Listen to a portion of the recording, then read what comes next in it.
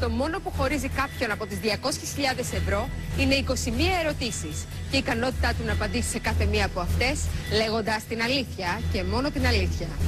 Υπάρχει άραγε κάποιος που δεν φοβάται να αποκαλύψει τα μυστικά του? Ήρθε η ώρα να αντιμετωπίσει τη στιγμή της αλήθειας.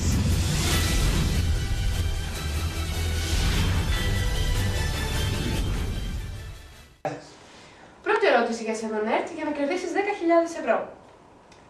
Ο λόγος που δεν σου μιλούν οι γονείς σου είναι ο έκλειτος βίος σου? Ναι.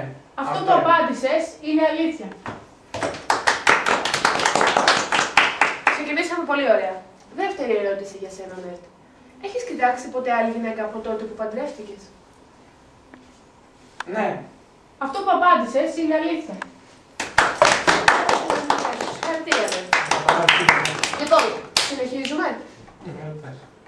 Εάν θες να φτάσεις στις 20.000, ποιο θα ρωτήσω? Εγώ. Συνεχίζουμε. Μπράβο, Νέρτ. Λοιπόν, έκτη ερώτηση για σένα.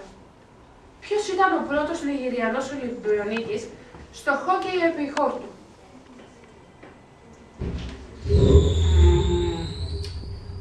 Στο χόκκι επί χόρτου.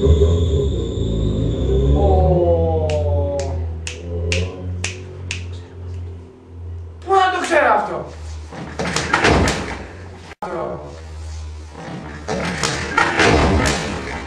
Πού να το ξέρω αυτό? Πες μία απάντηση. Εγώ. Αυτό που απάντησες είναι ψέμα.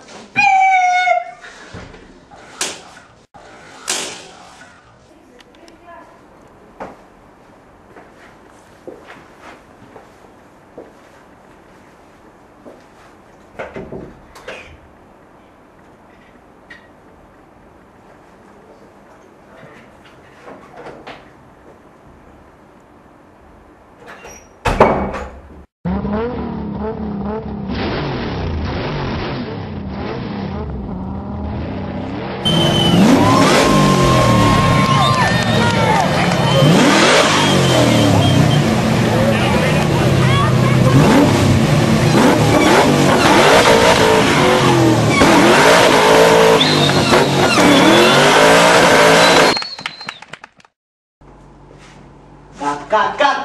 Έχετε κάνει ξεκάτα και όπως πεις κάνει, θα μου δείτε το μάτσα, άρχω όλο το μέσα.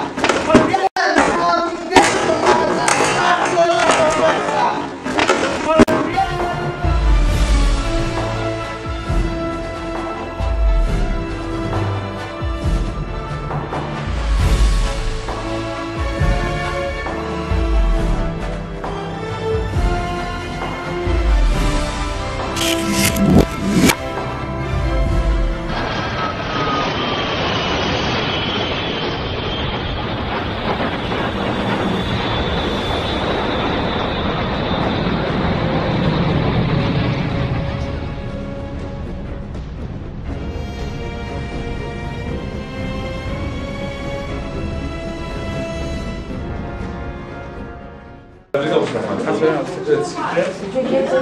Πώς ρε πατέρα να με δεις? Φέρ' κατάλληλο.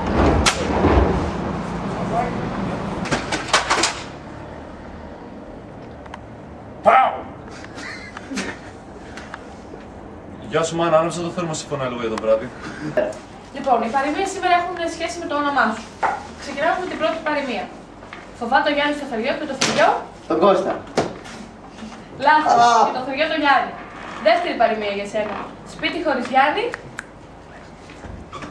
Προκοπή δεν κάνει. Αυτό είπε σωστό ρε, τι μου αρέσει. Θα το συμπλήρω. Πάμε. Καλώς ήρθατε στο συμπλήρωσέ το. Μαζί μας σήμερα είναι